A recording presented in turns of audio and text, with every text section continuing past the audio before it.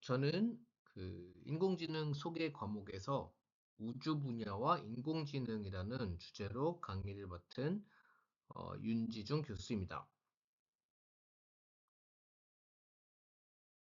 예, 이번 강의에 대한 대략적인 소개는 여기 슬라이드에서 확인하실 수가 있고요. 이번 강의는 크게는 좀 세 가지 주제를 가지고 진행을 하도록 하겠습니다. 먼저는 우주 분야, 즉 뉴스페이스 시대에서 인공지능의 어떤 역할을 가지고 있는지, 그리고 이제 가장 주된 분야인 위성 영상 데이터 처리에서 인공지능의 활용, 그 다음에는 요즘에 또 대세이고 동향인 위성체 안에서 이제 위성의 온보드 컴퓨터 안에서 인공지능을 적용함으로써 또 어떻게 활용되는지에 대한 소개가 되겠습니다. 예, 간단한 저희 소개를 드리자면 저는 이제 여기서 보이시는 것처럼 다수의 위성 시스템들을 주로 이제 독일에서 연구원으로 있으면서 베를린 공대에 있으면서 개발하고 연구를 해왔습니다. 그래서 뭐 지상 관측을 위한 뭐 120kg급 위성, 그리고 여기에 보이시는 이제 위성 다수가 있는데요. 위성 다수를 통한 위성 군집 개발 및 연구 개발, 그리고 이제 발사해서 운영하는 것들을 해왔고요. 그래서 이렇게 다양한 이제 어, 자식과 같은 인공위성들이 지구 환경에서 지구 궤도를 돌고 있습니다. 그리고 좀 더 큰 위성, 에버스와의 위성 관련 연구 개발을 지속해 왔었고요. 이 바탕으로 해서 이제 또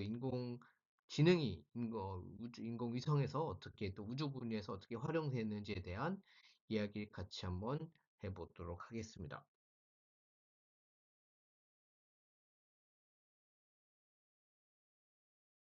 예, 그래서 이번 강의의 목차는 다음과 같습니다. 뉴스페이스 시대에서의 인공지능, 위성 영상 데이터 처리, 그리고 위성 온보드에서의 인공지능이 어떻게 활용 내지 적용되는지에 대한 내용을 같이 한번 살펴보도록 하겠습니다.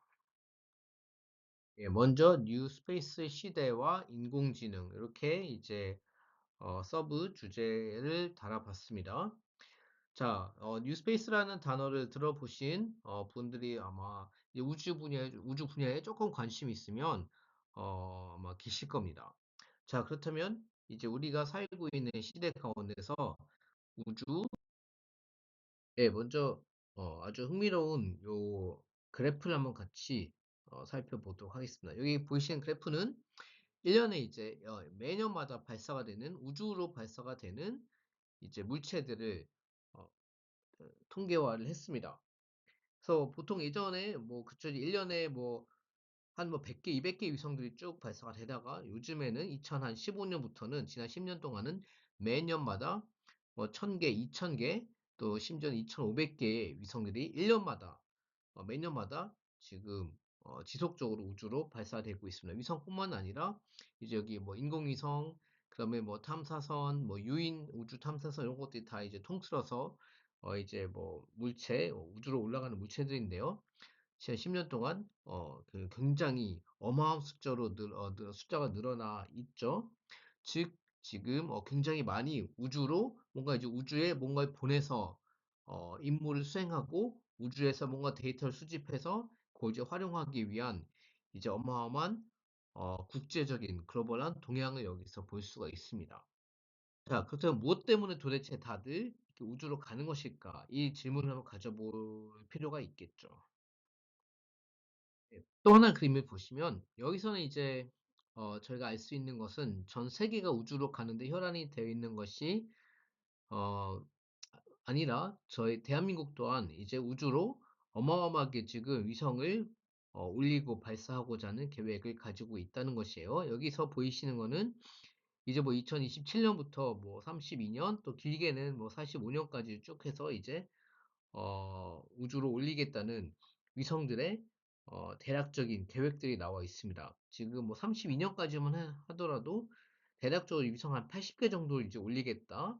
예, 이렇게 이제 계획을 가지고 있고요. 위성의 종류를 보시면 예, 굉장히 다양합니다. 그래서 여기는 뭐 지상을 관측하기 위한 뭐 실용 위성, 뭐 차세대 중형 위성, 얘네들은 이제 지상 관측하기 위한 카메라를 탑재한 위성들이 주로 되고, 예, 초소형 군집 위성도 이제 군집으로서 이제 카메라를 장착한, 그래서 위성 영상 데이터를 만드는 거죠.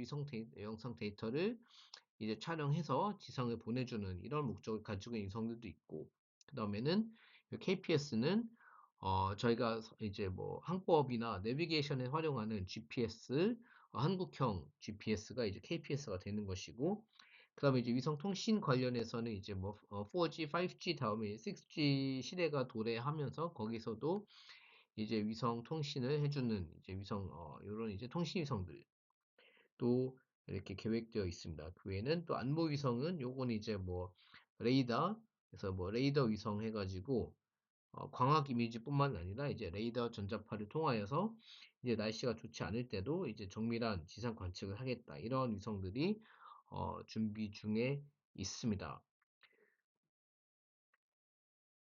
예, 다들 너도 나도 이제 우주로 가는 이유는 크게는 일단 뭐 비용 절감을 볼 수 있을 것 같아요. 비용 절감. 그동안에는 우주로 갈 때 굉장히 많은 비용이 또 개발 이제 발사 비용, 그리고 위성 개발 비용, 그리고 뭐 개발 기간 같은 것이 이제 들어갔지만, 이제 뭐 비용 절감이 뭐 위성, 그러니까 그 발사체들도 이제 많이 비용을 절감시켜 주고 있고, 또 기술이 어느 정도 성숙해지다 보니까 이제 위성을 개발하는 기간이 이런 것들이 많이 줄어서 비용이 절감이 되니까 뭔가 이제 우주로 가는 장벽이 그만큼 낮아졌습니다.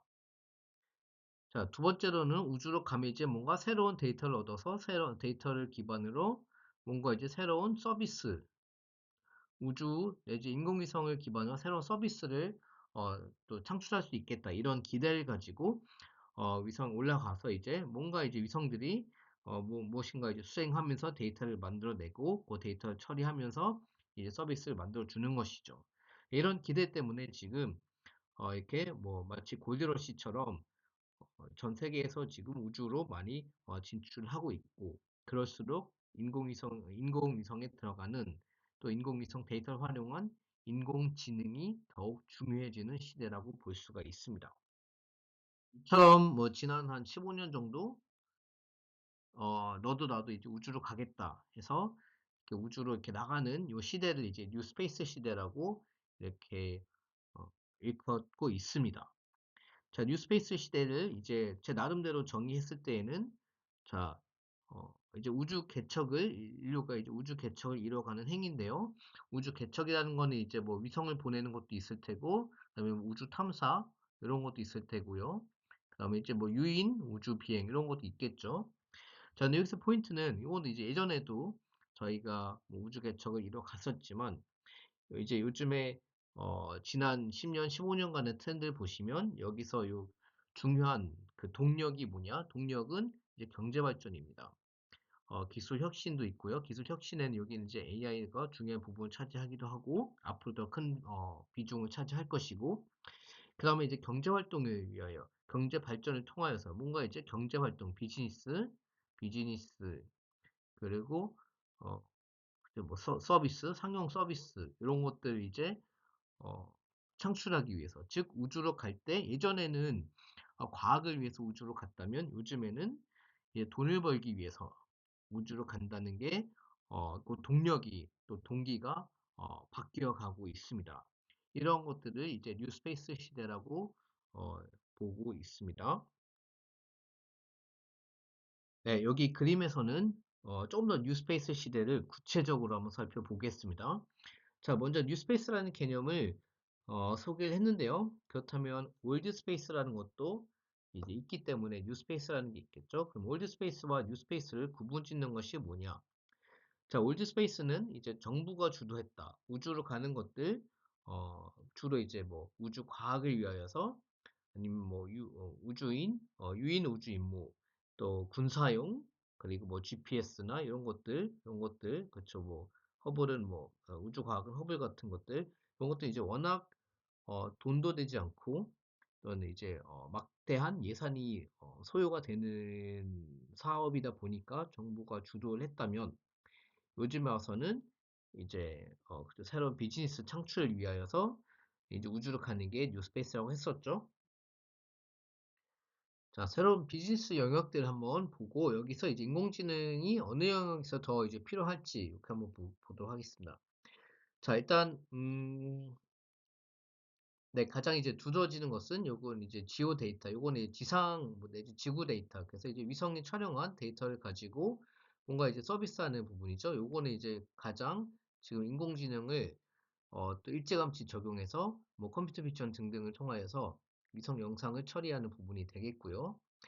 그거 말고도 이제 어 뭔가 이제 여기 위성 메인터넌스 요거는 뭐냐면 위성을 그러니까 인공위성이 우주 환경에서 수명이 다하면 뭔가 이제 고장을 수리한다든지 해서 지속적으로 이제 우주 환경에서 유지가 될 수 있도록 하는 부분인데요. 이런 것들에서도 이제 인공지능이 많이 로보틱스 그리고 그 우주에서 이제 로보틱스가 적용이 되는 거고 여기에 AI가 많이 필요하게 될 것입니다. 예, 그 외에도 이제 점점 이제 우주 뭐 마이닝, 뭐 우주 환경에서 뭔가 채굴한다든 자원 채굴, 우주 유인 우주 거주, 뭐 화성 탐사 이런 것 등등은 이제 점점 고차원적인 임무이다 보니까 뭔가 자동화를 많이 해야 되고 해서 모든 것들이 이제 복잡한 임무일수록 인공지능에 의존을 해야 되는 경우가 더욱 발생하고 인공지능의 비중이 커질 수밖에 없는 상황으로 이해를 하시면 되겠습니다. 네, 그다음에 저희가 이제 우주 분야에서 인공지능이 어떻게 적용되고 활용되는지 이해하기 위해서는 살짝 이제 인공위성이 어떻게 분류되는지 또 어떤 역할들을 수행하는지에 대한 내용을 좀 살펴볼 필요가 있습니다. 자, 먼저 뭐 가장 쉬운 분류, 뭐 여러 가지 분류가 있겠지만 일단 가장 쉬운 분류는 이제 체급에 따른 분류로 보실 수가 있겠습니다. 왜냐면 체급에 따라서 이제 체급이 커질수록 또 이제 위성이 수행할 수 있는 어떤 임무의 내용이 더 많아지고 또 만들어줄 수 있는 데이터가 더 많아지는 이런 경향이 있기 때문인데요. 자, 전통적인 위성들은 이제 큰 위성들이었습니다. 정부 주도 위성들, 여기서 보이시는 뭐 라지 세틀라이트 같은 것들이 되었다면 특히 요즘에 이제 뉴스페이스 시대로 갈수록 예, 위성이 점차 이제 되는 경향이 있습니다. 뉴스페이스로 갈수록 뉴스페이스. 네. 그래서 요즘에 또 많이 이제 대학이나 뭐 연구소에서 많이 이제 발사하는 위성이 이제 큐브 위성들이 있는데요. 큐브 위성 같은 경우에는 이제 중량이 한 1km, 1kg에서 뭐 10kg 그 내외 정도 되는 것들을 이제 큐브 위성이라고 이렇게 정의를 하고 있습니다. 네, 위성의 중량이 작아지면 어쨌건 이제 발사 비용도 많이 절감이 되고 뭐 위성의 하드웨어 개발 비용도 절감이 되는 장점을 가지고 있습니다. 예, 또한 이제 인공지능 AI 같은 경우에도 주로 이제 요 큐브 위성 중심으로 해서 이제 우주 환경에서 많이 또 실험적으로 검증이 되고 적용이 되고 있기 때문에 저희가 큐브 위성을 조금 더 상세하게 들여다볼 필요가 있겠습니다. 네, 그래서 큐브 위성에 대해서 조금 더 상세히 보시면 이제 큐브 위성은 뭔가 굉장히 초소형화가 되어 있는 위성으로 이렇게 이해를 하시면 되겠습니다. 예, 그래서 미니어처, 초소형화 되어 있는데 어느 정도 초소형화 되어 있느냐면 예전에 이제 요거 규격이 2000년대 요거는 이제 미국 대학교에서 칼폴리 대학교에서 요 표준 사이즈를 이제 제안을 했었던 게 시작이 되었는데요. 가로 세로 높이 10cm 해가지고 이거 이제 하나의 단위의 유닛으로 놓고 무게는 대략적으로 1kg. 그래서 요 규격을 지키는 위성들을 이제 큐브 위성이라고 이렇게 부르기 시작을 했습니다. 근데 이제 1 유닛은 조금 이제 사이즈가 많이 작기 때문에 조금 더 큰 카메라를 태우기 위해서 조금 더 사이즈 키워야 되겠다 해가지고 이제 요거 이제 조금 사이즈 키운 것들. 그래서 여기는 뭐 30, 20, 40 이렇게 하면 요거는 이제 24유닛까지 이렇게 이제 큐브 위성 내지 뭐 나노 위성 이렇게 부르고 있고요. 뭐 네, 대략적으로 이제 조금 더 커지면 뭐 24유닛 같은 경우는 대략적으로 30kg 정도 이제 무게를 가지는 위성들이 되겠습니다. 자, 최대 장점은 어쨌건 이제 가볍고 소형화가 되어 있다 보니까 개발 기간이 짧고 그 다음에 상용 부품을 우주급 부품이 아닌 상용 부품을 사용하니까 거기에 대한 비용 절감 효과도 있고 음 네 그다음에 이제 비행 고도도 낮다 보니까 이제 대기에 다시 재진입을 하면서 소각이 되어서 우주 쓰레기 문제도 어느 정도 해결해 주는 그리고 예 무게가 이제 적다 보니까 발사 비용이나 개발 비용도 적은해서 로우 코스트 이런 장점을 가지고 있겠습니다. 그리고 뭐 비용도 적고 이제 개발 기간이 짧다 보니까 AI 하드웨어 같은 경우도 이제 개발 주기가 워낙 짧기 때문에 이런 것도 이제 빨리빨리 태워서 올릴 수 있고 검증할 수 있는 이런 장점이 있어서 AI 하드웨어에 위한 기본 이제 플랫폼으로 많이 활용이 되고 있습니다. 단점이라면 이제 저전력 위성이 작기 때문에 태양 전지판도 이제 면적이 제한되어 있다 보니까 저전력 그리고 부피 제한 이런 것들이 있겠죠. 부피 제한. 그래서 여기에 맞춰서 이제 AI 하드웨어를 설계하고 탑재해야 되는 이런 이제 제약이 있겠습니다. 네. 그래서 여기 그림에서는 이제 6 유니트 사이즈를 가지고 있는 큐브 위성의 형상을 확인하실 수가 있습니다. 여기 보시면 요게 이제 전체적인 구조가 되는 것이고 여기 뭐 태양 전지판, 예, 솔라 패널 태양 전지판, 여기 뭐 배터리, 예, 그리고 뭐 여기는 이제 통신을 위한 안테나, 통신용 안테나, 요거는 뭐 자세 제어를 위한, 요게 이제 자세 제어 위한 구동기,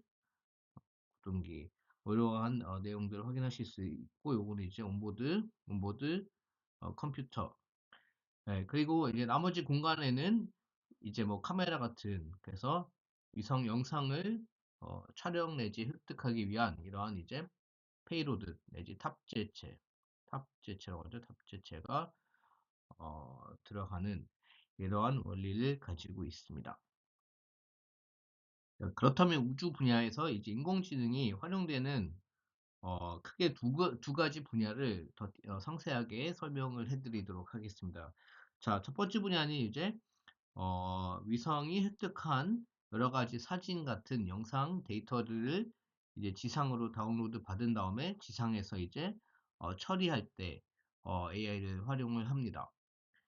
두 번째로 이제 많이 사용되어지는 것은 이제 온보드 프로세싱을 하는데 여기 온보드는 이제 위성이 있으면 위성이 이렇게 있으면 얘 안에서 뭔가 이제 AI가 돌아가서 뭔가 이제 처리하는 이러한 내용이 되겠습니다. 네, 그리고 뭐 세 번째 분야는 이제 위성을 운영하고 관제할 때 여러 가지 이제 미션에 대한 임무 스케줄링이나 이런 쪽에 또 고장 진단에 활용이 되기도 하지만 조금 요거는 이제 내용이 심도가 있는 내용이라서 이제 개론에서는 요거는 스킵하고 요거 하나, 요거 둘, 요 두 가지 분야로 설명을 드리도록 하겠습니다. 네, 그래서 여기서는 이제 인공위성이 획득한 영상 요걸 기반으로 해서 이런 데이터들을 처리할 때 인공지능이 어떻게 활용되고 어떤 역할을 하는지에 대한 내용을 개론적으로 살펴보도록 하겠습니다. 네, 여기 뭐 위성 영상 예시를 한번 보도록 하겠습니다. 요거는 이제 월드뷰 3라는 초고해상도 하나의 픽셀이 30cm의 엄청난 해상도를 가지고 있는 인공위성에서 획득한 영상이 되겠습니다. 자, 보이시는 것들은 이제 아프리카 알래스카 지역에서 이제 카리브, 예, 카리브는 이제 대형 포유류 일종인데요. 얘네들을 이제 모니터링하는 장면이 되겠어요. 자, 보시면 네, 일단 요게 이제 그냥 육안으로 보기에는 이제 얘네들이 무슨 동물인지 또 어느 이제 픽셀들이 뭐 동물들을 표현하고 있는지를 잘 확인할 수가 없는 상황에서 여러 가지 이제 머신러닝이나 인공지능 알고리즘 활용해서 이런 객체를 탐지 내지 식별하는 데 활용이 되고 있습니다. 예, 또 다른 이시로 여기는 도심을 이제 위성 영상으로 촬영해서 이제 지상으로 다운받은 다음에 인공지능이나 이제 컴퓨터 비전 알고리즘을 활용해서 이 다양한 객체들, 뭐 건물 아니면 뭐 어, 식생, 또 뭐 도로 등등을 탐지하는 모습을 볼 수가 있겠습니다. 위성에 탑재되어 있는 센서의 종류에 따라서 다양한 종류의 영상 데이터를 획득을 할 수가 있습니다. 그렇기 때문에 여기서 이제 센서 모델리티에 대한 내용을 한번 보겠습니다. 모델리티란 단어는 쉽게 생각하시면 종류 내지 영역, 도메인 이렇게 보실 수도 있을 것 같습니다. 예, 그래서 크게 나눌 때는 이제 저희가 일반적으로 많이 접하는 광학 위성, 그러니까 광학 센서를 탑재한 위성이 되겠습니다. 광학 센서 같은 경우에는 가장 널리 저희에게 친숙한 것은 이제 일반적인 카메라 영상이 되겠죠. 그래서 흑백 아니면 RGB 칼라 이제 로 구현이 되어 있는 이런 이제 광학 이미지가 되겠습니다. 보통 특징은 해상도가 상당히 높은 편이고요. 초고해상도 같은 경우에는 0.3m급까지 픽셀당 0.3m급까지 이미지 획득이 가능한 경우가 있습니다. 그리고 네, 그다음에 이제 빛의 방향에 따라서 영향을 많이 받죠. 아무래도 이제 위성이 낮이 아닌 밤 지역을 통과할 경우에는 이제 이미지 획득이 상당히 제한적이 되겠습니다. 네, 최대 장점은 어쨌거나 칼라를 사용할 경우에는 우리가 익숙한 또 직관적으로 해석할 수 있는 장점을 가지고 있습니다. 그래서 일반적으로 이제 객체 같은 타겟 같은 것을 이제 식별할 때 많이 활용이 되고 있습니다. 자, 반면에 이제 SAR이라고 하는 것은 이제 합성 계구 레이더 해서 쉽게 여기 R은 이제 레이더를 의미하고 있습니다. 이제 레이더 위성도 이제 그 지상 관측에 많이 활용이 되고 있습니다. 자, 레이더 영상의 가장 큰 특징은 구름을 한다는 것이 가장 큰 특징이고요. 반면에 광학위성은 구름이 있으면 이제 투과가 안 되는 것이죠.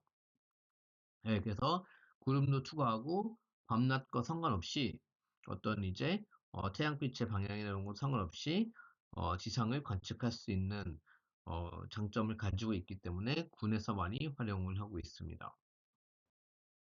예, 센서 모더리티 중에서 이제 요 광학 이미지를 획득하는 센서에 대해서 조금 더 자세하게 한번 들여다보도록 하겠습니다. 왜냐하면 이제 나중에 저희가 위성의 영상 데이터를 인공지능이나 컴퓨터 비전 알고리즘을 활용해서 처리하고자 하는데, 그러기 위해서는 워낙 이제 센서 종류에 따라서 이미지가 많이 달라질 수 있기 때문에 각각 센서 종류에 따른 이미지의 특성을 정확히 이해할 필요가 있기 때문입니다. 그래서 이제 광학 이미지 같은 경우에는 보통 가시광선 영역, 여기 400에서 700 나노미터의 파장을 가진 가시광선 영역이죠. 이 영역을 센싱하기 위해서는 저희가 색깔을 가지고 있는 컬러 이미지를 획득하기 위해서는 이제 여기 RGB, 그러니까 레드, 어, 블루, 그린 영역을 인식할 수 있는 픽셀 이런 센서를 가지고 이제 이미지를 획득하게 됩니다. 네, 그래서 네, 보시면 칼라도 있겠지만 만약에 요걸 통으로 해가지고 이제 센싱을 할 경우에는 요거는 이제 흑백 이미지가 됩니다. 흑백 이미지는 어, 최고의 해상도를 구현할 수 있도록 해줍니다. 그래서 예, 흑백 여기서 이제 모노라고 되어 있는데요. 펜크로매틱 요거 이제 최고 해상도 그래서 해상도 그래서 지상 관측뿐만 아니라 이제 군용으로 많이 사용이 되어지고 있습니다. 자, 반면에 이제 멀티스펙트럴 이미지라는 게 있는데 이거는 이제 다분광 이미지로 볼 수가 있습니다. 다분광 이미지 같은 경우에는 이 중에서 이제 몇 개 대역 이렇게 잘라가지고 원하는 파장 대역을 잘라서 아니면 또 적외선 영역, 자외선 영역도 자를 수가 있겠죠. 그래서 그거 얘네들 이제 밴드라고 부르는데요. 밴드 몇 개를 가지고 몇 개만 이제 그 측정 내지 센싱을 할 경우에는 이제 멀티스펙트럴 밴드 이렇게 이제 이름을 붙이고 있습니다. 그래서 이제 멀티스펙트럴 같은 경우에는 이미지 같은 경우에는 이제 RGB도 있지만 이제 IR 그래서 그 적외선 영역에서는 이제 식생 지수 같은 거 산림이나 식생 지수를 탐지할 때 사용을 많이 하고, 그 외에도 특정한 IR 그 적외선 영역은 또한 이제 산불이나 화재 이런 것들을 탐지하는 데 널리 사용이 되어지고 있습니다.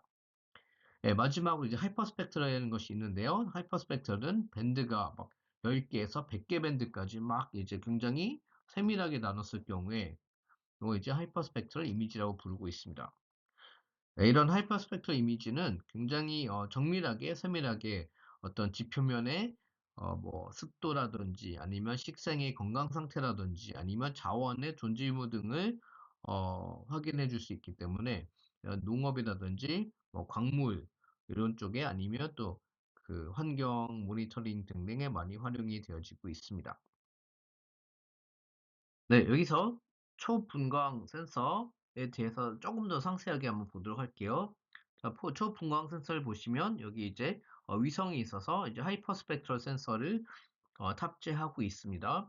그럴 경우에는 이제 위성이 이제 뭐 궤도가 이렇게 있으면 이렇게 비행을 하면서 지금 이미지가 쭉 그렇게 이제 촬영이 되고 있습니다. 그래서 Along Track Dimension이라고 되어 있는데요. 위성의 어떤 궤도에서의 움직임 때문에 이미지로 이런 식으로 이제 쭉 이쪽 방향으로 쭉 촬영이 되고 있습니다. 그러면서 이제 카메라에 뭐 여기 열려 있는 뭐 각에 따라서 각도에 따라서 이제 여기에 이미지의 넓이가 결정이 되겠습니다. 자, 그리고 한 픽셀 한 픽셀을 뜯어다 보면요. 여기 이제 하나의 픽셀이 되는데 하나의 픽셀 안에는 이제 다양한 밴드 영역, 즉 스펙트럼이라고 하는데요. 스펙트럼 영역에 정보들이 담겨져 있습니다. 그래서 색깔 정보뿐만 아니라 눈에 보이지 않는 뭐 적외선이나 자외선 영역에 정보 또한 하나의 픽셀에 이렇게 다양하게 담겨져 있어서 그 특정한 이제 파장 대역들을 분석을 하면 거기에 대해서 토양이라든지 수질 아니면 식생에 대한 정보들을 얻을 수 있는 유용성을 가지고 있겠습니다. 를 보실게요. 레이더 뭐 아니면 이제 사 이렇게 일컬어지기도 하는데요. 말씀드린 것처럼 가장 큰 장점은 구름을 투과할 수 있다는 것입니다. 광학 센서 같은 경우에는 구름이 있으면 지표면이 보이지가 않습니다. 레이더 센서는 구름이 껴도 전혀 거의 영향을 받지 않는다고 보시면 되겠고요. 물론 이 단점은 이제 컬러가 아닌 거죠. RGB 컬러가 아니라는 것. 그리고 해석하는 데 조금 난해할 수가 있겠습니다. 자, 예를 들어서 여기 지금 이렇게 강이 보이시는데 강이 검은색이지만 실제로 검은색이라서 여기에 검은색이 보여지는 것이 아니라 여기서 검은색인 것들은 이제 표면이 매끄러워서 그만큼 레이더를 많이 반사시켜 주는 것들이 이제 검은색으로 보여지게 되는 것입니다. 그래서 강이 아니라 뭐 다른 이제 매끄러운 이런 지표면은 다른 것들도 이제 검게 보여질 수가 있습니다. 그래서 단점이라고 조금 해석하는데 또 데이터 처리하는데 어려운 부분이 있어서 또한 요즘에 AI 통화해서 요것들을 이제 처리하는 것들에 대한 연구도 활발히 진행이 되고 있습니다. 예, 여기 그림에서는 이제 앞에서 말씀드렸던 내용들을 아주 간단하게 정리를 해주고 있습니다. 한눈에 쏙 들어오기 쉽게 이렇게 설명이 정리가 되어 있는데요. 자, 보시면 일단 첫 번째는 밴드라는 게 있죠. 그래서 칼라뿐만 아니라 이제 눈에 보이지 않는 뭐 이런 이제 인프라레드 영역 같은 것도 있을 수 있고 그것들을 이제 네, 그런 이제 밴드에 대한 특성이 달라지겠습니다. 두 번째로 이제 해상도. 왜냐면 위성이 워낙 이제 높은 고도에서 비행을 하다 보니까 해상도에 굉장히 해상도의 차이가 굉장히 많이 날 수가 있겠습니다. 예, 그래서 뭐 보통은 이제 뭐 그쵸 뭐 보통 중해상도는 뭐 5m 내지 10m 픽셀당이 되고요. 뭐 좋은 해상도 같은 경우에는 1m보다 더 작은 객체도 이제 하나의 픽셀로 볼 수 있는 해상도를 가지고 있을 수가 있습니다. 자, 그러면 위성은 항상 이제 뭐 위성이 보통 이제 여기 보시면 지구가 있으면 지구 있고 여기는 이제 저궤도, 정지궤도. 정지궤도에서는 워낙 이제 높이 떨어져 있기 때문에 정지궤도의 높이는 36,000km가 된단 말이에요. 여기서 촬영을 하면 해상도가 너무 좋지가 않기 때문에 보통은 이제 위성 영상을 획득해주는 위성들은 저궤도에서 비행을 하고 있습니다. 자, 그렇다면 저궤도는 지구를 이렇게 한 바퀴 도는데 이렇게 90분이 걸린단 말이에요. 대략적으로요. 네, 그러다 보니까 이제 지상, 그러니까 템포럴 특징을 가지고 있는 게 이거는 템포럴은 시간이라는 뜻이죠. 즉, 항상 측정하는 것이 아니라 항상 여기에 무엇인가 객체를 측정하는 것이 아니라 빠르면 90분마다 재방문하고 뭐 더 오래 걸리면 뭐 며칠도 걸릴 수가 있겠습니다. 그렇기 때문에 예, 저희가 이제 어, 시간적인 정보, 항상 보는 게 아니라 이제 시간 띄엄띄엄띄엄 이 시간 위성 영상을 얻을 수가 있는 이러한 특징을 가지고 있겠습니다. 자, 그래서 위성 영상을 이제 획득을 했으면 이제 여기 위성이 있으면 여기 지상국이 있으면 지상국에 안테나가 있으면 이제 위성 영상을 보내주고 지상국에서 이제 뭔가 이제 여기 데이터 센터로 보내서 여기서 이제 클라우드에서 인공지능이 처리를 해주게 됩니다. 그래서 데이터를 다운로드하는 거 네, 지상국으로 요거는 이제 지상국으로 위성에서 위성이 지상국으로 예, 그다음에 커렉션 하는 거는 예, 위성이 이제 위성 영상을 보정하고 그다음에 뭔가 이제 추가적인 AI를 가지고 처리하고 뭐 객체 탐지라든지 등등 한 다음에 분석하고 그걸 활용해서 뭐 지도나 등등을 이제 작성하고 뭔가 액션을 취할 수가 있게 되는 겁니다.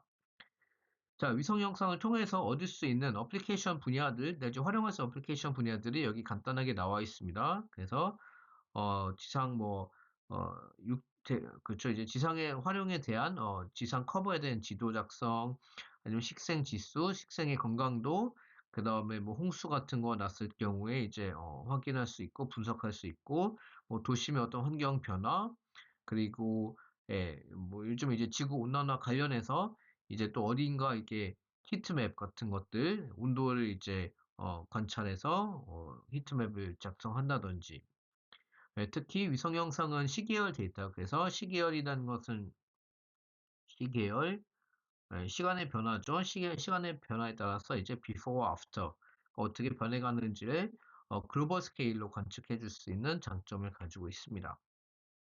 자, 그렇다면 이제 위성 영상이 가지고 있는 특히 머신러닝, 인공지능을 활용해서 처리하기 위해서 중요한 속성들을 여기서 요약 내지 정리를 해보도록 하겠습니다. 먼저 이제 굉장히 고차원적인 정보를 담고 있다. 고차원적인 것은 여기서는 그냥 어떤 이제 평면상의 정보를 담고 있는 것이 아니라 이제 밴드 저희가 설명했었습니다. 다양한 밴드 영역, 레이더 밴드뿐만 아니라 이제 흑백 밴드, RGB 칼라 밴드, 뭐 적외선 밴드, 뭐 멀티, 다분광, 초분광 이런 다양한 이제 밴드 정보를 그러니까 파장 대역의 정보를 담을 수가 있습니다. 그 다음에 이제 픽셀 수가 굉장히 위성 이미지는 이제 굉장히 센서에 따라서 픽셀 수가 많을 수가 있습니다. 예를 들어서 이제 센티넬2라는 위성이 요거 이제 센티넬2의 위성인데요. 센티널2 네, 지상 관측 위성입니다. 이제 뭐 이제 칼라 이 센서 같은 경우에는 이제 해상도가 한 픽셀이 지구에서 여기 지구를 찍으면 10m 곱하기 10m를 담고 있습니다. 자, 그렇다면 전체 이미지가 얘가 촬영한 전체 이미지는 대략적으로 10km 그리고 10km라고 한다면 하나 이미지가 가지고 있는 픽셀은 한 100만 픽셀 정도가 되죠. 100만 픽셀이 있고 각각의 또 이제 RGB 정보들이 쭉 이렇게 담겨져 있을 수가 있겠습니다. 네, 그다음에는 이런 정보가 그냥 한 번만 딱 촬영되고 끝나는 것이 아니라 이제 지속적으로 이제 비행을 해 나가면서 촬영을 한다는 것이죠. 그래서 시간 정보 또한 네, 중요한 차원이 되겠습니다. 특히 뭐 이런 위성 같은 경우에는 뭐 센티널2 위성 같은 경우에는 이제 위성이 하나이기 때문에 같은 곳을 재방문하는 주기가 한 대략적으로 5일 정도 되고요. 이것보다 더 좋은 해상도의 이미지를 가지고 있는 랜셋 같은 경우에는 16일 정도가 걸릴 수도 있다는 것입니다. 자, 이것을 저희가 이제 수학적으로 표현한다면, 이제 이미지에 대해서 이제 정보가 이제 여기, X, Y, 그냥 좀, 뭐랄까, 이미지에 대한 좌표, 지상 좌표뿐만으로 끝나는 것이 아니라, 이제 B 같은 경우에는 이제 밴드, 그죠, 파장, 밴드 영역, 그리고 시간 인덱스까지 갖춰지게 되는 것이죠. 그래서 다 합치면 굉장히 높은 수의 이제 차원을 가지고 있는, 음, 네, 이러한 이제 정보가 되겠습니다. 자, 여기서 요약하자면 여기 메인 메시지는 이것입니다. 자, 결국에는 하나의 픽셀은 공간 XY 공간 정보를 담고 있지만 플러스 시간 정보를 담고 있고 그 다음에는 다양한 또 이제 그 스펙트럼 파장 대역의 정보를 담고 있는 그래서 뭐 이 영역에서 데이터 처리할 때는 요것을 이제 위성 영상을 그냥 뭐 2차원적인 영상이 아니라 4D 데이터 큐브라고 이렇게 이름을 붙이기도 합니다.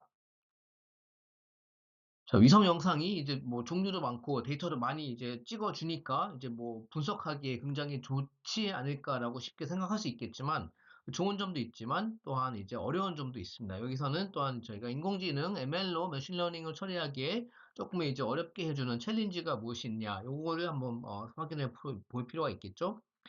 자, 첫 번째는 이제 클래스에 대한 임벌런스, 균형이 이루어지지 않는다는 것입니다. 자, 무슨 말이냐면 이제 만약에 예를 들어서 저희가 뭐 와일드파이어, 산불 같은 것을 탐지하고자 한다. 그렇다면 이 전체 이미지에서 산불이 가지고 있는 퍼센티지는 뭐 0.01 픽셀 그 이하가 그 이하가 될 수도 있다는 것이에요. 즉 전체적으로 이제 백그라운드의 부분이 굉장히 이제 비중적으로 많은 부분을 차지하고 있습니다.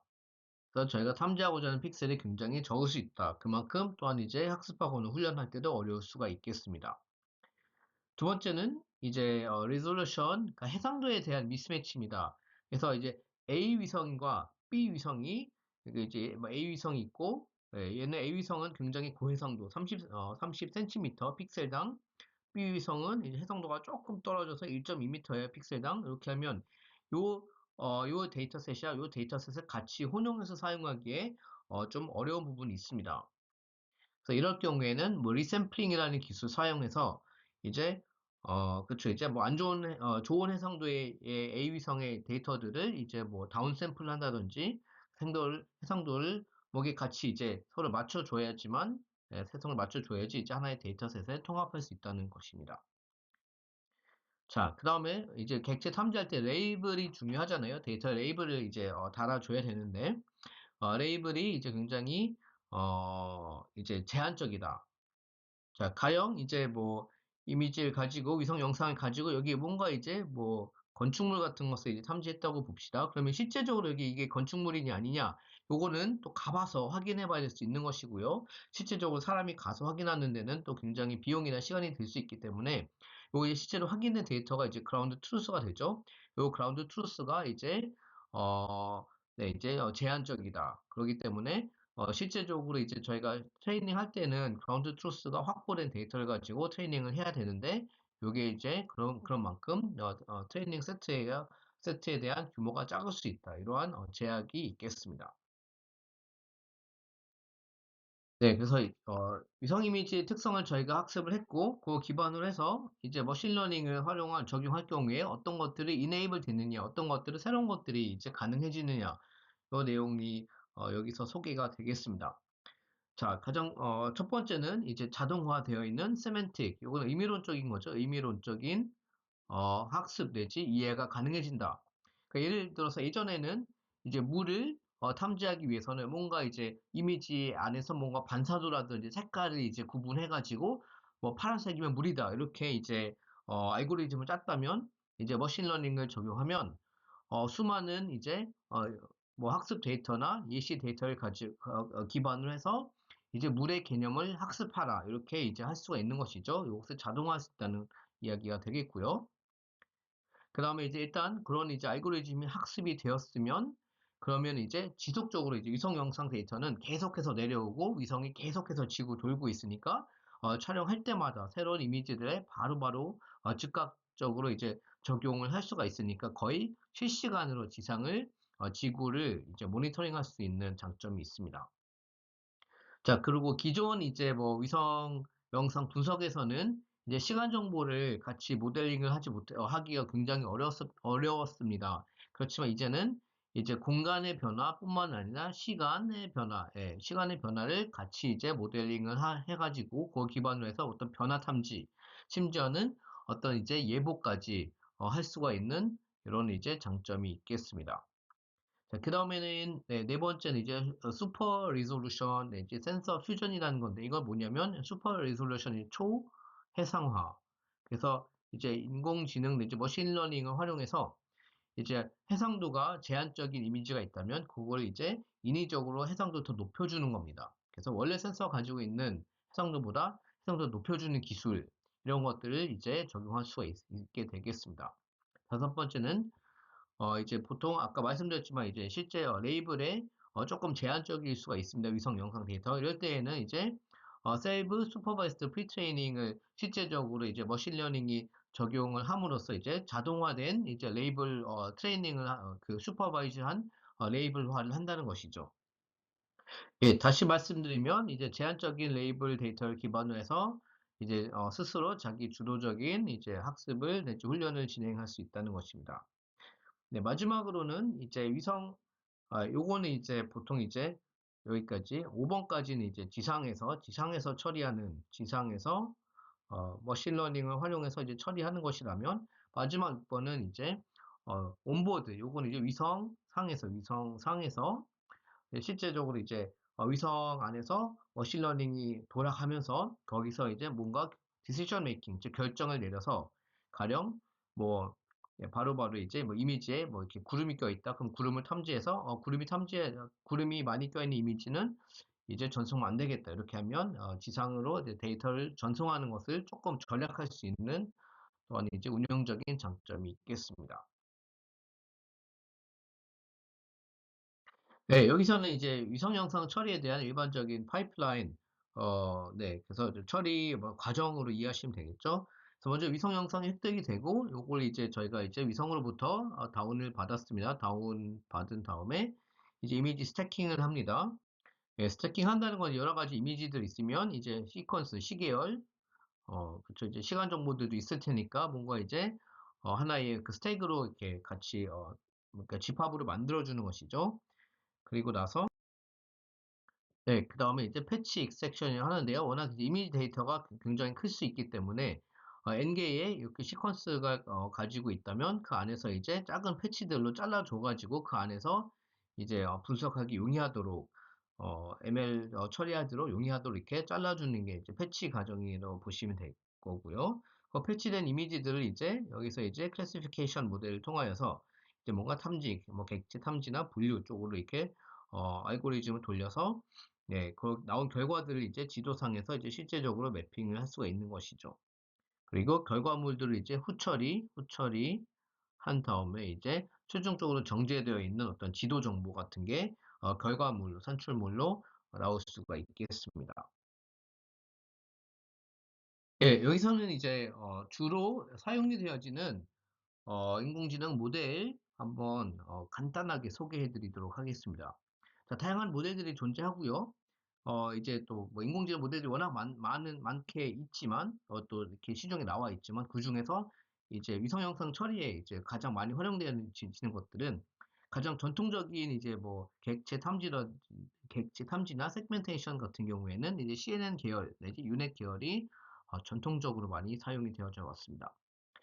자, 그 다음에 뭐 여기서 이제 두 번째로 보시는 건 이제 long range spatial context. 이거 뭐냐면 이제 멀리 떨어져 있는 그러니까 하나의 이미지 안에서 뭔가 이제 여기 멀리 떨어져 있는 거리상으로 멀리 떨어져 있는 것 간의 어떤 상관관계를 이제 확인하기 위해서 내지 탐지하기 위해서 예를 들어서 얘네들 사이에 뭔가 이제 큰 도시가 있는데요. 도시 안에서 어떠한 일정한 패턴을 이제 식별하거나 탐지할 때는 비전 트랜스포머 계열의 아키텍처가 많이 사용되어지고 있고, 그러면 체인지 디텍션 하면 시간에 따라서 이제 여러 가지 이미지 스택들이 있어가지고 T0, T1, T2 이런 식으로 쭉 이제 시간의 변화, 뭔가 변해가는 것들을 이제 확인하기 위해서는 여기 뭐 템포럴 CNN, LSTM 이런 계열들이 많이 사용되어진다. 이렇게 이해하시면 되겠습니다. 예, 그리고 네, 밑에 그림은 이제 그쪽 이제 이런 예시로 이제 CNN 기반의 인코더 디코더를 사용하여서 이제 이런 식으로 이제 인풋 이미지에 대해서 아웃풋 이미지 뭔가 이제 요거 이제 뭐 세그멘테이션이나 클래시피케이션 하는 요 이제 과정을 간략하게 개념적으로 보여주고 있습니다. 네, 그래서 다시 한번 여기 뭐 주 이제 타스크들 나와 있는데요. 뭐 그쵸 이제 여기 뭐 분류라든지 탐지 아니면 세그멘테이션 그리고 시계열에 대한 변화 탐지 이런 것들이 이제 주된 여기 이제 이런 이제 인공지능 모델들의 수행 내용이 되겠습니다. 만약에 여러분들이 이제 위성 영상을 활용해서 뭔가 이제 트레이닝을 하고 싶다 이렇게 할 경우에는 모델 트레이닝을 위한 데이터셋이 필요하죠. 여기는 간단한 데이터셋에 대한 예시가 나와 있어서 확인하시면 될 것 같고요. 네, 여기 보시면 이제 몇 가지 데이터셋에 대한 예시가 되겠습니다. 요거는 주로 이제 괜찮은 내지 굉장히 좋은 여기 해상도가 네, 해상도 갖춰져 있는 이제 데이터셋들이 좀 널리 사용되어지는 데이터셋에 대한 예시가 되겠습니다. 네, 하나의 특징이라고 한다면 주로 이 센서의 종류를 보시면 주로 이제 광학 센서가 이제 주가 광학, 옵티컬 그리고 그 외에는 뭐 적외선이나 이런 영역 아니면 레이더 영역은 데이터셋이 많지 않은 실정에 있겠습니다. 자, 그럼 이렇게 위성 영상, 머신러닝 통한 처리가 어느 분야에서 이렇게 주로 이제 응용이 되어지고 있고 사용이 되어지고 있느냐, 여기에 대한 간단한 이제 정리가 되겠습니다. 자, 첫 번째 환경 모니터링. 그래서 이제 뭐 산불, 재해, 홍수 이런 경우. 그다음에 어번이면 도심이죠. 도심이고 그러면 이제 뭐 기반 시설, 인프라스트럭처에 대한 모니터링, 감시 이런 것들 사용이 되어지고 있고요. 뭐 도심이 워낙 성장하고 있고 성장 예측 등등. 그다음에 농업에서 굉장히 많이 사용되어지고 있는 것은 이제 위에서 내려다 보면서 어떤 이제 작물의 어떤 상황이라든지 아니면 가뭄에 대한 이런 이제 정보들을 식생 지수 얻는 데 사용이 되어지고 있고 마지막으로는 이제 위성 운영, 오퍼레이션은 이제 위성 운영할 때 위성 운영 경우에도 이제 뭐 클라우드 스크리닝, 미리 구름을 탐지해서 그 구름을 피한다든지 아니면 촬영한 이미지가 이제 괜찮은지 품질을 미리 검사한 다음에 전송 여부를 정할 때 사용이 되어지기도 합니다.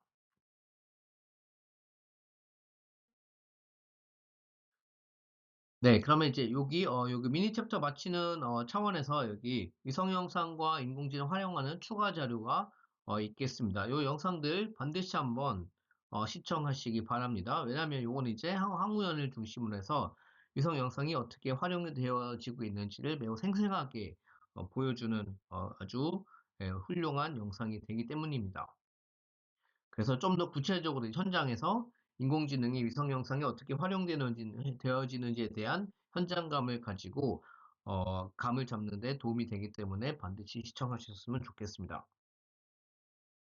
자, 앞서서는 이제 크게 위성 영상 데이터를 어떻게 처리할 때 ML을 사용하느냐 이렇게 했다면 이제는 저희가 조금 더 넓게 우주 분야 한다면 이제 우주로 올라가서 이제 지구를 돌고 있는 인공위성 안에서 인공지능이 적용되어서 위성에 어떻게 활용이 되고 있느냐 요것을 한번 보는 내용이 되겠습니다.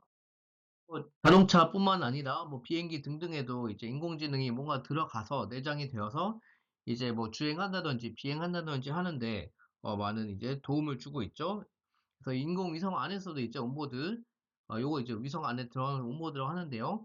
요것도 이제 인공지능이 점차 들어가서 뭔가 위성을 운영하는데 또 위성이 뭔가 이제 작동하는데 도움을 주기 위한 내용들에 대한 연구 개발이 아주 활발하게 진행이 되고 있어서 관련 내용을 한번 좀 살펴볼 필요가 있겠습니다.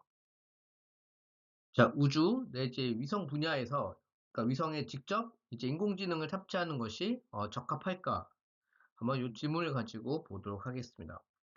자, 자, 우주에서 뭐 자동차가 인공지능을 활용해서 자율비행하는 것처럼 우주에서도 인공위성이 자율적으로 운영되고 자율적으로 뭔가 이제 임무를 수행할 수 있으면 굉장히 좋겠죠. 그렇기 때문에 이 위성을 개발하는 또 우주선이나 뭐 로켓을 만드는 입장에서는 굉장히 이제 AI를 환영을 하고 있습니다. 사랑을 하고 있죠. AI 탑재돼서 이제 같이 뭐 임무하자 이렇게 하지만 인공지능은 우주 환경을 결코 사랑을 하지 않고 있습니다. 결국에는 스페이스가 있으면 그리고 일방적인 사랑의 관계가 되는 거죠. 짝사랑이 되는 것입니다. 예, 짝사랑 관계가 되는 것인데, 자, 그렇다면 이 짝사랑 관계를 어떻게, 네, 양방향 사랑으로 발전시킬 수 있을까? 한번 가지고, 퀘션을 가지고 한번 같이 보도록 하겠습니다. 자, 왜 짝사랑이냐? 왜 인공지능은 이제 우주 환경을 좋아하지 않느냐? 몇 가지 보시면 되겠습니다. 인공지능은 다양한 이제 데이터셋, 많은 데이터셋이 필요하죠. 그렇죠. 우주에서 촬영한 내지 획득한 데이터들이 많지가 않습니다. 우리 이제 위성 영상 데이터는 많이 있지만 뭔가 이제 위성이 운영이라든지 비행한다든지 운영 이런 것들에 대한 데이터들이 뭔가 이제 체계적으로 잘 정리가 되어 있는 것들이 많지 않다 보니까 그런 쪽에는 활용이 조금 어렵습니다. 예, 그리고 그러면은 그렇죠. 뭔가 이제 위성은 그러니까 인공지능 같은 경우에는 매우 이제 전력 소모가 맞는 것이죠. 컴퓨테이션 익스펜시브 하다, 인텐시브 하다는 거는 뭔가 이제 GPU나 이런 것들 활용해서 전력 소모가 굉장히 많습니다. 자, 그렇지만 인공위성은 이제 성격상 뭔가 이제 굉장히 그렇죠. 이제 사이즈도 컴팩트하게 해야 되고 질량을 줄여야 하다 보니까 전력 환경이 굉장히 열악합니다. 그렇기 때문에 저전력 환경에서 인공지능을 이제 구현하고 돌리는 게 굉장히 어렵습니다. 자, 그다음으로는 자, 인공지능의 가장 큰 취약점이 그거잖아요. 블랙박스처럼 있다 보니까 사실 인풋과 아웃풋, 그러니까 아웃풋은 뭔가 있지만 왜 그렇게 되느냐? 이게 이제 설명이 참 어렵습니다. 그렇지만 우주 분야로 갈수록 그 설명이 굉장히 중요하거든요. 설명. 특히 이제 고장 같은 것들 발생할 수 있기 때문에 뭔가 이제 인풋에 대한 아웃풋이 굉장히 명확해야지 우주 분야에서도 어떤 특히 뭐 유인 우주 뭐 탐사 이런 것도 생각하시면 이제 거기에 대한 투명한 이해나 이런 것들이 필요한데 요게 이제 인공지능이 제대로 해주지 못하는 단점이 있기 때문에 또한 이제 우주에서 그러니까 인공지능을 우주에서 사용하기에 굉장히 어렵습니다. 예, 그렇지만 반면에 또 이제 우주에서 뭐 유인 우주 탐사라든지 우주 탐사나 뭐 조금 복잡한 임무들 우주 탐사 아니면 뭐 우주 뭐 로보틱스 이런 분야들 생각하시면 이런 데서는 이제 기존의 전통적인 알고리즘 기반이 아닌 뭔가 이제 복잡한 운영을 해야 되기 때문에 이제 인공지능이 더욱 환영을 받고 있겠습니다. 자, 그렇다면 왜 온보드에 인공지능이 필요할까? 자, 여기 구체적인 몇 가지 이제 사용 예시를 볼게요. 자, 위성이 A가 있고 위성이 B가 있습니다. 여기 지구가 있고요. 지상국, 여기 이제 지상국 안테나가 있습니다. 이렇게 지상국 그라운드 스테이션 GS라고 하겠습니다. 저렇게 해서 이제 보시면 그러니까 레이턴시 즉 데이터 지연, 그러니까 통신 지연을 감소할 수가 있겠습니다. 무슨 말이냐면 이제 얘네들끼리, 그러니까 요 위성이 뭔가 이제 자발적으로 얘한테 접근해서, B 위성한테 접근해서 뭔가 로봇 팔 가지고 뭐 도킹해서 뭔가 이제 뭐 고장난 부품을 교체하려고 한다. 이렇게 할 경우에는 얘가 자발적으로 의사 결정을 하고 할 수 있으면 바로바로 이제 실시간으로 수행할 수 있겠죠. 지금 같은 경우에는 얘가 이제 이쪽에다가 데이터를 보낸 다음에 지상에 있는 사람들이 이제 지능을 가지고 있으니까 얘네들이 판단해서 이제 이쪽에다가 이제 다시 올려 보내서 뭔가 이제 동작을 수행하게끔 하니까 굉장한 이제 레이턴시, 즉 데이터 지연이 발생을 하고 있습니다. 자, 두 번째 케이스는 이제 네, 이렇게 위성이 있으면, 자, 지금까지 위성은 거의 이제 촬영하는 데이터, 지상에서 촬영한 모든 데이터들을 이제 지상국한테 다 이제 전송을 해주고 있습니다. 그렇기 때문에 위성 통신에서 여기 병목이에요. 데이터를 다운받아야 되는데 워낙 고해상도 데이터가 많은데 이걸 다 이제 전송하기에 무선 전송이잖아요. 그게 굉장히 이제 병목으로 작용을 하고 있습니다. 그렇기 때문에 얘가 촬영한 데이터들 중에서 뭔가 구름이 많이 있는 이미지 아니면 뭔가 뭐 퀄리티가 좋지 않은 이미지는 여기서 미리 한번 선별을 해서 걸러내고 필요한 데이터만 다운받을 수 있으면 더 이제 통신 효율을 높일 수 있는 장점을 가지고 있습니다. 이 얘기가 이제 다운링크에 대한 대역폭을 이제 절감할 수 있다. 이런 의미가 되겠고요.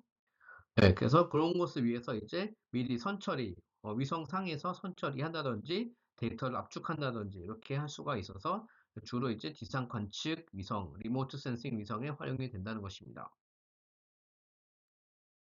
자, 좀 더 구체적으로 이제 여기 OOS라는 구체적인 임무의 종류를 한번 볼게요. 요거는 이제 궤도 서비스에 대한 의미인데요. 뭔가 이제 우주에서 위성이 뭔가 로봇팔을 가지고, 여기 로봇팔이 보이시죠? 로봇팔 가지고 다른 위성한테 가서 뭔가 서비싱, 뭔가 이제 뭐 고장 부품들 교체한다든지, 뭐 급유 같은 것을 한다든지, 이렇게 해서 수명을 연장해주기 위한 임무를 진행할 때, 이거 이제 OS라고 하고 있습니다. 네, 보통 이런 경우에는 이제 뭐 여기 뭐 위성들이 협조적이지 않거나 뭐 임의대로 막 회전하고 텀블링하는 상황에서 이런 것들을 이제 비전 기반으로 포착하고 자세를 뭐 결정하고 그 다음에 이제 접근해서 도킹하는 이런 일련의 과정들이 있는데 인공지능 활용하면 굉장히 또 컴퓨터 비전을 활용하면 좋겠지만 데이터셋이 매우 한정적인, 그러니까 이런 구체적인 시나리오에 대한 데이터셋이 굉장히 한정적이라는 이제 어려움을 가지고 있습니다. 네, 여기 밑에 그림을 보시면 애니메이션을 보시면 이제 그죠 이제 로봇팔 가지고 뭔가 궤도상에서 이제 조립하고 대형 이제 안테나 같은 것들 조립해서 요걸로 이제 뭐 임무 수행하기 위한 좀 복잡한 미션의 예시가 되겠습니다. 향후 이런 데이터셋에 대한 제한적인 것들이 극복이 된다면 더 이제 고차원적인 뭐 오너빌 서비스ing 임무 같은 것들이 더 활용화될 수 있는 근간이 마련이 될 수가 있겠습니다. 예, 그다음에 또 전망이 있는 분야가 이제 우주 탐사 분야예요. 스페이스 exploration에서 주로 이제 멀리 나갔을 때에는 어쨌거나 우주선이 멀리 나가면 지상과 통신이나 교신도 이제 제한적인 상황에서 어쨌거나 우주선이 자발적으로 자율적으로 임무를 수행해야 되는 부분이 있겠죠. 그런 상황에서 예, 여기 밑에 보이시는 거는 이제 비전 기반의 항법 이렇게 해서 뭔가 이제 소행성에 돌고 있을 때 이제 GPS가 작동하지 않으니까 자기가 지금 자기 궤도를 예측하기 위해서 뭔가 이제 이미지 센서를 가지고 이제 자기 궤도를 예측하는 이런 이제 이미지 기반의 항법을 위해서도 사용이 되어질 수가 있겠습니다. 자, 그다음에 두 번째 시는 여기서 보이시면 네, 그쵸. 지금 여기 뭔가 우주 탐사 가서 샘플 여기 이제 중간에 있는 돌이 샘플이 되는 거고 이 샘플의 어떤 상태에 따라서 이제 어댑티브하게 샘플링을 하는 것이죠. 카메라의 위치가 조절이 되어서 굉장히 효율적으로 이제 그 안에서 뭐 광물이나 이런 것들에 대한 분포도를 측정할 수 있도록 하는데 사용이 되어질 수 있다는 것입니다. 그 외에도 네, 로봇이 이제 화성 같은 데 올라가면 이제 자동적인 이제 스램 기반이죠. 자동적인 이제 자율 주행을 매핑하고 주행을 해나가는 것들을 수행을 할 수가 있겠습니다. 그리고 관련된 이제 흥미로운 이제 최근의 동향을 보시면 여기 최근 동향을 보시면 이제 어 머신러닝이나 인공지능이 우주 분야에서 위성 분야에서 어떻게 활용이 되고 있냐 했을 경우에는 주로 이제 큐브 위성들 여기 나노 위성이라고 되어 있는데 이것도 이제 대략적으로 10에서 한 뭐 20kg 미만의 큐브 위성들인데요. 얘네들에 주로 많이 활용이 되어지고 있습니다. 추세는 굉장히 이제 올라가는 추세로 보시면 되겠습니다. 더 주로 이제 활용 분야는 네, 여기 이제 보시면 네, 다양하게 나와 있고요. 뭐 구름 탐지라든지 아니면 네, 구름 탐지 쪽이 제일 지금 많이 있죠. 그래도 뭐 이미지 세그멘테이션, 뭐 이미지 뭐 클래시피케이션 이런 쪽에 많이 활용이 되어지고 있는 모습을 볼 수가 있겠습니다. 자, 이렇게 이제 큐비성이 많이 활용되어지고 있는 이유는 큐비성이 어쨌거나 이제 상대적인 저비용 임무들이다 보니까, 예, 빨리빨리 이제 이런 이제 AI 하드웨어를, 탑재를, 신속하게 할 수 있는 장점을 가지고 있습니다. 단점이라고 한다는 것은, 예, 전력 소모가 매우 제한적이기 때문에 대형 GPU 같은 것을 장착하기는 어렵고요. 굉장히 저전력, AI 프로세서, 이거 이제 엣지 AI라고도 하죠. 엣지 AI 장치들을 탑재할 수밖에 없겠습니다.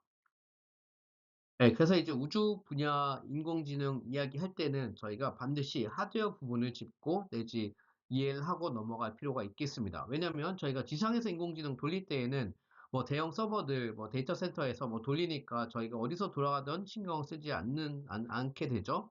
다만 우주 환경에서 돌릴 때에는 우주에서는 데이터 센터가 없다 보니까 클라우드 서비스가 없다 보니까 매우 저전력 환경에서 이제 인공지능을 뭐 추론이나 이런 것들 이제 해야 되는 상황이 있습니다. 그래서 이제 저전력 환경에서 돌아갈 수 있는 하드웨어 몇 가지 예시가 있겠는데요. 여기 보시면 요거는 뭐 또 이제 해외에서 상품화가 되어 있어서 가로 세로 한 10cm 정도 되는 이제 굉장히 작은 보드죠. 이 보드 안에 이제 AI 프로세서가 들어 있습니다.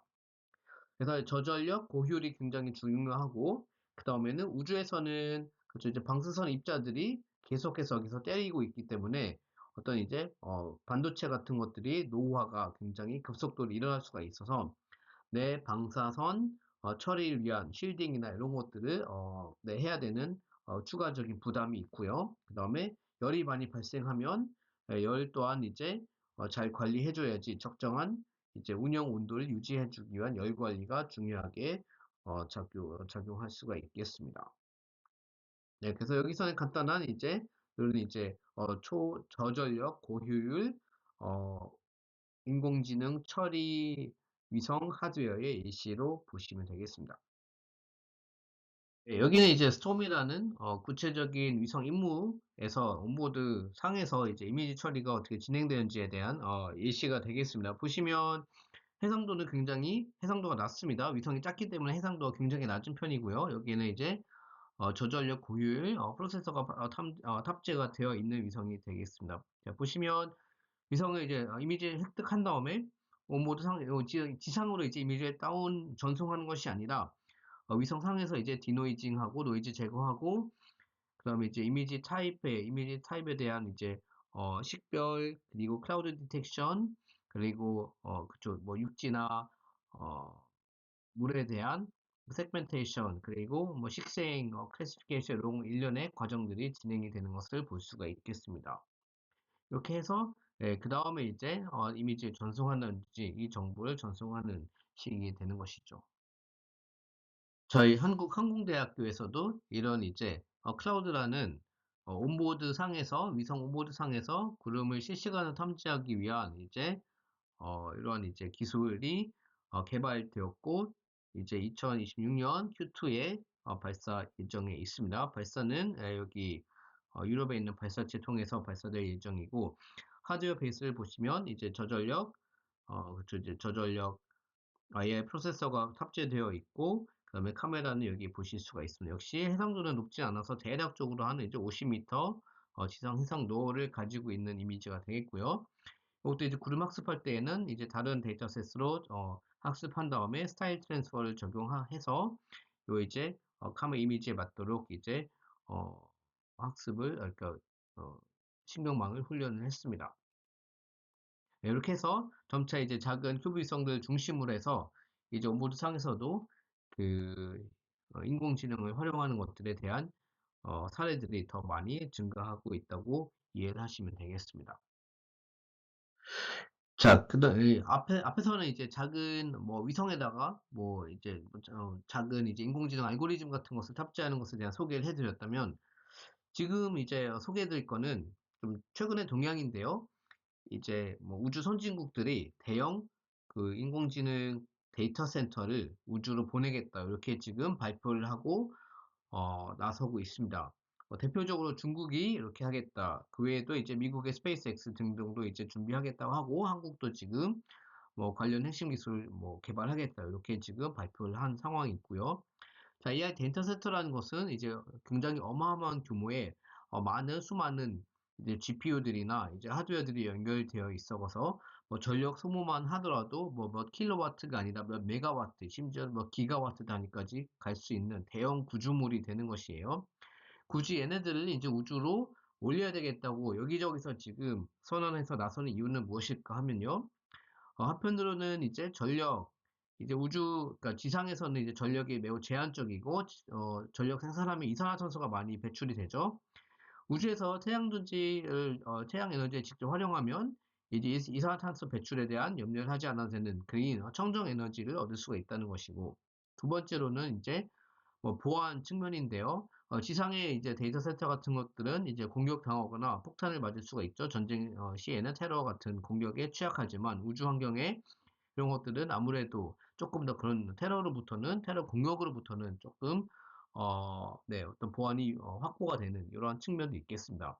그 외에도 AI 데이터 센터는 항상 이제 들어갈 게 인풋이 이제 데이터가 있어야 되죠. 뭔가 데이터가 들어와야지 그 데이터 처리해 주는데 우주에 있는 위성들이 이미 떠 있으니까 위성 근처에다가 이제 데이터 센터 같이 올리겠다. 이러한 개념으로도 접근을 하고 있습니다. 교회도 굉장히 지금 어떤 버블적인 측면도 없지 않아 있다고 할 수가 있겠습니다.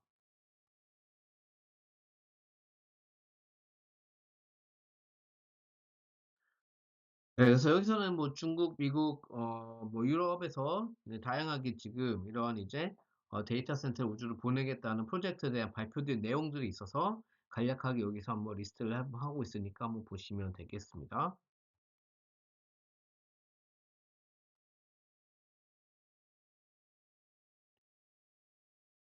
이제 여러 가지 관련 데이터 센터 관련 이제 프로젝트 중에서 구글에서 비교적 최근에 발표한 그 선캐쳐 프로젝트에 대한 내용을 요약해서 아주 개론적으로 설명을 드려보도록 하겠습니다.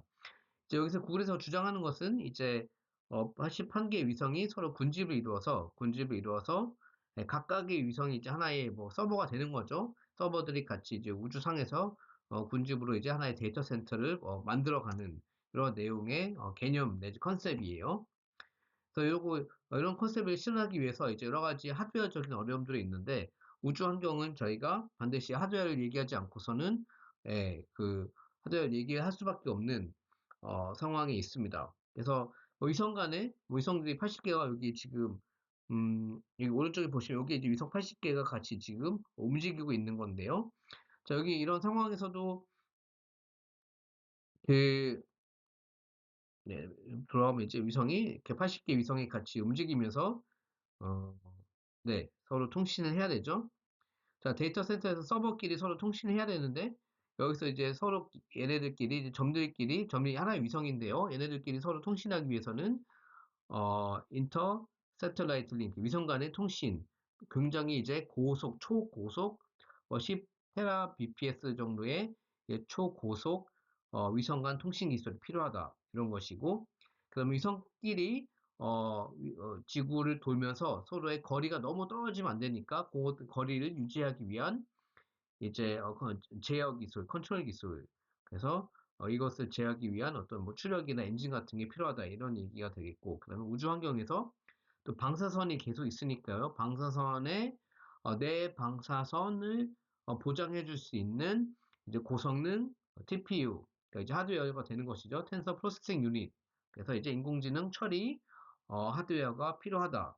그리고 아직은 이제 발사 비용이나 이런 것들이 너무 비싸니까 나중에 뭐 한 대략적으로 10년 후에 이제 발사 비용이 많이 떨어지면 그때는 조금 경제성이 있어서 이제 풀스케일로 도전할 수 있지 않을까 이러한 이제 제안을 하는 화이트 페이퍼로 보시면 되겠어요.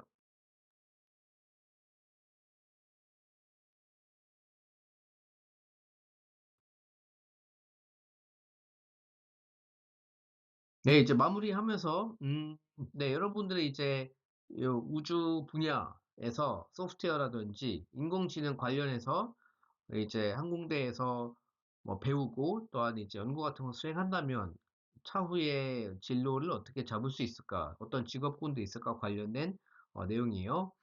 자, 위성 소프트웨어 엔지니어 이제 아주 많이 지금 많이 이제 수요가 있는 직종입니다. 그래서 위성 안에 들어가는 코드나 소프트웨어 개발 또한 위성 관련된 시뮬레이션이나 디지털 트윈 같은 것도 개발하는 내용을 할 수가 있고요. 그 다음에는 위성 데이터, 이거는 빅데이터 분석이죠. 빅데이터. 그래서 위성 영상에 대한 분석 같은 것을 수행하는 엔지니어. 그 다음에 요즘 또 이제 위성 해킹이 이슈가 되다 보니까 위성 보안 알고리즘을 또한 개발하고 연구하는 연구자도 직업군에 포함이 되겠습니다. 그래서 이제 우주 분야, 만약 여러분들이 이제 인공지능 공부하면서 또 이제 우주 분야로 나갈 경우에는 이제 여기 가장 큰 장점이라고 한다는 특징이라고 한다는 것은 이제 취업에 대한 범용성이 높다는 것이에요. 왜냐하면 인공지능을 우주 분야에도 적용할 수 있지만 다른 적용할 수 있는 분야가 굉장히 많기 때문에 여기저기 많이 이제 적용할 수 있는 이런 장점을 가질 수가 있다는 것입니다. 네, 그래서 또 이제 이런 방향으로 이제 계속해서 항공대에서 뭐 연구를 하고 싶다, 뭐 석사로 진학하고 싶다 할 경우에는 저한테 또 연락을 주시면 제가 또 구체적인 안내를 해드릴 수가 있겠습니다.